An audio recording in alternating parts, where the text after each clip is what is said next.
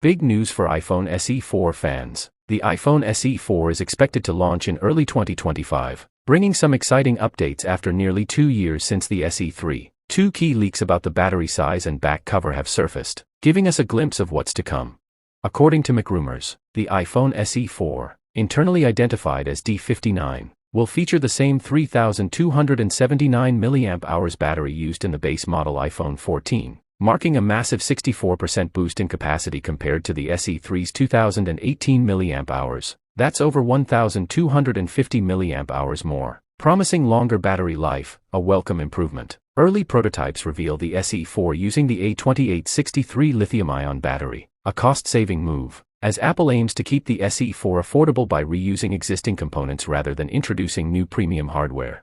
Leaked images of the SE4's back cover from tech tipsters KL Nguyen and Majin Boo show a flip cover and transparent design with a single camera cutout. Interestingly, the backlight is now positioned horizontally, a departure from previous designs. However, since the manufacturer hasn't received official specs from Apple, this could still change.